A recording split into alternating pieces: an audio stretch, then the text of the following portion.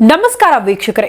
ಗುಜರಾತ್ನ ಅಹಮದಾಬಾದ್ ಅಂತಾರಾಷ್ಟ್ರೀಯ ಏರ್ಪೋರ್ಟ್ನಿಂದ ಹೊರಟಂತಹ air India Boeing 787 ವಿಮಾನ ಅತಿ ದೊಡ್ಡ ದುರಂತಕ್ಕೀಡಾಯಿತು. ಈ ಕ್ಷಣದ ತನಕ $1 ಮಿಲಿಯನ್ ಪ್ರಶ್ನೆ ಆಗಿರೋದು ಇಡೀ ಜಗತ್ತಿನ ಜನರಿಗೆ, ಪ್ರಮುಖವಾಗಿ ನಮ್ಮ ದೇಶದ ಜನರಿಗೆ ಈ ದುರಂತಕ್ಕೆ ಕಾರಣ ಏನಪ್ಪಾ ಅಂತ. ಎಲ್ಲರಿಗೂ ಕೂಡ ಗೊತ್ತಿತ್ತು, ವಿಮಾನ ದುರಂತಕ್ಕೆ ಕಾರಣ ಬ್ಲಾಕ್ ಬಾಕ್ಸ್ ಪತ್ತೆ ಆಗ್ಬಿಟ್ರೆ ಎಲ್ಲವೂ ಕೂಡ ಬಹುತೇಕ ಅದರಿಂದ ಒಂದು ಉತ್ತರ ಸಿಕ್ಬಿಡುತ್ತೆ. ಕಾರಣ ಏನು ಅನ್ನೋದು ಕೂಡ ಅದರಲ್ಲಿ ರೆಕಾರ್ಡ್ ಆಗ್ಬಿಟ್ಟಿರುತ್ತೆ.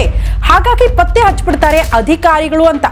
ಯಾಕಂದ್ರೆ ಯಾವುದೇ ವಿಮಾನ ದುರಂತಕ್ಕೀಡಾಗ್ಲಿ, ಅಗ್ನಿ ಹೊತ್ಕೊಂಡ್ರು ಕೂಡ, ಸಮುದ್ರದ ಒಳಗಡೆ ಬಿದ್ರೂ ಕೂಡ, ಎಲ್ಲಿ ನೀರಲ್ಲಿ ಬಿದ್ರು, ಜೊತೆಗೆ ಬೆಂಕಿಯಲ್ಲಿ ನಂದು ಹೋದ್ರೂ ಕೂಡ ಅಲ್ಲಿ ಹಾನಿಗೊಳಗಾಗದೇ ಇರೋ ರೀತಿಯಲ್ಲಿ ಬ್ಲಾಕ್ ಬಾಕ್ಸ್ ಅನ್ನ ರೆಡಿ ಮಾಡಿರ್ತಾರೆ ಅನ್ನೋದು ನಮಗೂ ನಿಮಗೂ ಗೊತ್ತಿರುವಂತಹ ವಿಚಾರ. ಹಲವು ದುರಂತಗಳಲ್ಲೂ ಕೂಡ ಬ್ಲಾಕ್ ಬಾಕ್ಸ್ ನಿಂದಲೇ ಎಲ್ಲಾ ಅನಾಹುತಗಳಿಗೆ ಕಾರಣವನ್ನ ಅಧಿಕಾರಿಗಳು ಪತ್ತೆ ಹಚ್ಚಿದ್ದಾರೆ. ಈ ಕ್ಷಣಕ್ಕೂ ಕೂಡ ಅಧಿಕಾರಿಗಳು ಹೇಳ್ತಾ ಇದ್ದಿದ್ದು ಒಂದೇ ಮಾತು, ಆ ಬ್ಲಾಕ್ ಬಾಕ್ಸ್ ಅಲ್ಲಿ ಬಹುತೇಕ ಎಲ್ಲದಕ್ಕೂ ಕೂಡ ಉತ್ತರ ಸಿಕ್ಬಿಡುತ್ತೆ ಅಂತ. ಆದ್ರೆ at the first time black box ಅನ್ನ ಪತ್ತೆ ಮಾಡಲಾಗಿದೆ, ಬಟ್ ಅದು ಹಾನಿಗೊಳಗಾಗಿದೆ ಅನ್ನುವಂತಹ ವಿಚಾರ. ಸೊ ಅದನ್ನ ಈಗ ಅದರಲ್ಲಿ ರೆಕಾರ್ಡ್ ಆಗಿರುವಂತಹ ಅಂಶಗಳು ಈ ದುರಂತಕ್ಕೆ ಕಾರಣ ಪತ್ತೆ ಹಚ್ಚಕ್ಕಾಗಲ್ವಾ ಅನ್ನೋದು ಬಹುತೇಕರ ಪ್ರಶ್ನೆ. ಪತ್ತೆ ಹಚ್ಚಕ್ಕಾಗುತ್ತಾ ಇಲ್ವಾ, ಯಾವ ಸ್ಥಿತಿಯಲ್ಲಿದೆ ಆ ಬ್ಲಾಕ್ ಬಾಕ್ಸ್, ಆ ಕುರಿತ ಮಾಹಿತಿಯನ್ನ ಈ ಎಪಿಸೋಡ್ ನಲ್ಲಿ ನಿಮ್ಮ ಮುಂದೆ ಇಡ್ತಾ ಹೋಗ್ತೀವಿ. ಮಿಸ್ ಮಾಡದೆ ನೋಡಿ.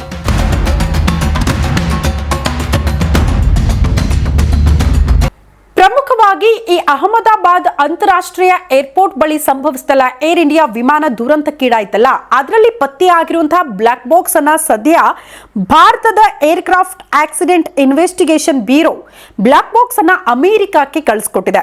ಅರೆ, ಯಾಕೆ ಈ ಬ್ಲಾಕ್ ಬಾಕ್ಸ್ ಅಮೆರಿಕಕ್ಕೆ ಕಳಿಸ್ಕೊಡ್ಲಾಗಿದೆ? ಅಮೆರಿಕಾದಲ್ಲಿ ಬ್ಲಾಕ್ ಬಾಕ್ಸ್ ಅನ್ನ ಏನ್ ಮಾಡ್ಲಾಗುತ್ತೆ? ಅಸಲಿಗೆ ಸಿಕ್ಕಿರುವಂತಹ ಬ್ಲಾಕ್ ಬಾಕ್ಸ್ ಯಾವುದು? ಅದರ ಸ್ಥಿತಿ ಹೇಗಿದೆ? ಬಹುತೇಕರಿಗೆ ಈ ಪ್ರಶ್ನೆಗಳು ಶುರುವಾಗಿದೆ. ಯಾಕಂದ್ರೆ ನಮ್ಮ ಭಾರತದ ಇತಿಹಾಸವನ್ನ ಗಮನಿಸಿದ್ರೆ ನಾವು ಕರಾಳ ಇತಿಹಾಸ ಅಂತ ಕೂಡ ಹೇಳ್ತೀವಿ. ಕಾರಣ ಆ ದಿನ ನಡೆದಿರುವಂತಹ ವಿಮಾನ ದುರಂತ. ಕಾರಣ ಒಬ್ರಲ್ಲ ಇಬ್ರಲ್ಲ, 286 ಜನ ಮೃತಪಟ್ಟಿದ್ದಾರೆ ಆ ದುರಂತದಲ್ಲಿ. ಹಾಗಾಗಿ ಯಾವತ್ತೂ ಕೂಡ ನಮ್ಮ ದೇಶದ ಇತಿಹಾಸದಲ್ಲಿ ಈ ದುರಂತವನ್ನ ಮರೆಯೋದಕ್ಕೆ ಸಾಧ್ಯ ಇಲ್ಲ. ಇಡೀ ಜಗತ್ತಿಗೆ ಕಾರಣ ಹೇಳಬೇಕು ದುರಂತಕ್ಕೆ ಕಾರಣ ಏನು ಅಂತ. ಕಾರಣ ಬೇರೆ ಬೇರೆ ದೇಶದವರು ಕೂಡ ಆ ಏರ್ ಇಂಡಿಯಾ ವಿಮಾನದಲ್ಲಿ ಇದ್ರು ಅನ್ನೋ ಕಾರಣಕ್ಕೆ, ನಮ್ಮ ಇಂಡಿಯಾದಲ್ಲೇ ಫ್ಲೈಟ್ ದುರಂತಕ್ಕೀಡಾಗಿದೆ ಅನ್ನೋ ಕಾರಣಕ್ಕೆ ನಾವು ಕೊಡ್ಲೇಬೇಕಾದಂತಹ ಜವಾಬ್ದಾರಿ ಇರುತ್ತೆ ಕಾರಣಗಳನ್ನ. ಪ್ರಮುಖವಾಗಿ ನಮ್ಮ ಭಾರತೀಯ ಜನರಿಗೂ ಕೂಡ ಕುತೂಹಲ ಇರೋದು, ಇಷ್ಟು ದೊಡ್ಡ ದುರಂತ ಸಂಭವಿಸಿರೋದಕ್ಕೆ ಕಾರಣ ಏನು, ಅದನ್ನ ತಿಳ್ಕೊಳ್ಳೋದು ಪ್ರಯತ್ನ ಕೂಡ ಆಗಬೇಕಲ್ಲ. ಸೊ ಹಾಗಾಗಿ ಕುತೂಹಲ ಇದೆ. ಬ್ಲಾಕ್ ಬಾಕ್ಸ್ ಪತ್ತೆ ಹಾಕಿದ್ರೆ ಯಾಕೆ ಸತ್ಯ ಬೆಳಕಿಗೆ ಬರ್ತಾ ಇಲ್ಲ, ಯಾವ ಸ್ಥಿತಿಯಲ್ಲಿದೆ, ಯಾಕೆ ಅಮೆರಿಕ ಕಳಿಸ್ಕೊಟ್ಟಿದ್ದಾರೆ ಅಧಿಕಾರಿಗಳು ಅಂತ ನಾನಾ ಚರ್ಚೆಗಳು ಜೊತೆಗೆ ಪ್ರಶ್ನೆಗಳು ಕೂಡ ಪ್ರಾರಂಭ ಆಗಿದೆ. ಈ ವಿಚಾರಕ್ಕೆ ಸಂಬಂಧಪಟ್ಟ ನಾವು ಈ ಹಿಂದಿನ ಸಂಚಿಕೆಯಲ್ಲೇ ಹೇಳ್ಬಿಟ್ವಿ, ಒಂದು ಬ್ಲಾಕ್ ಬಾಕ್ಸ್ ವಿಮಾನದಲ್ಲಿ ಎಷ್ಟು ಇಂಪಾರ್ಟೆಂಟ್ ಆಗುತ್ತೆ, ಯಾವ ರೀತಿ ಅದು ಕೆಲಸ ಮಾಡುತ್ತೆ ಅಂತ.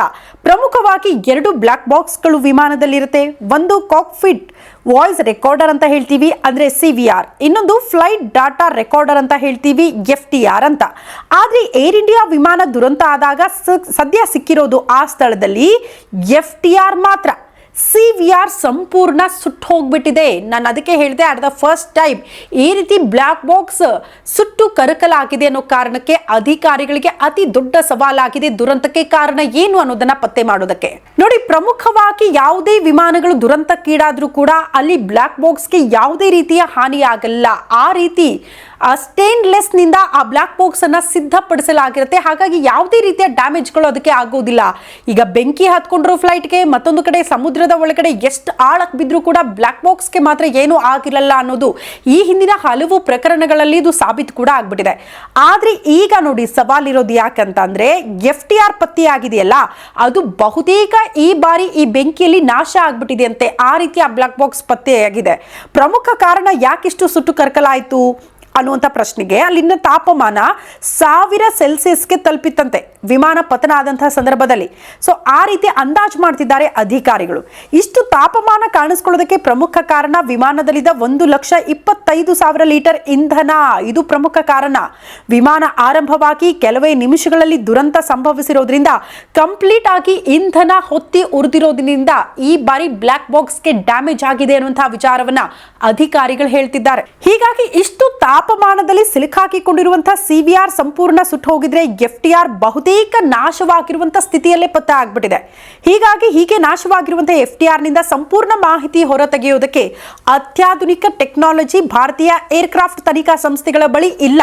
ಹಾಗಾಗಿ ಇಂಗ್ಲೆಂಡ್ ಬಳಿಯೂ ಇಲ್ಲ ಅನ್ನೋ ಕಾರಣಕ್ಕೆ ಈಗ ಈ ಬ್ಲ್ಯಾಕ್ ಬಾಕ್ಸ್ ಅನ್ನ ಅಮೆರಿಕಾದ ವಾಷಿಂಗ್ಟನ್ ಡಿಸಿಗೆ ಕಳಿಸಲಾಗಿದೆ.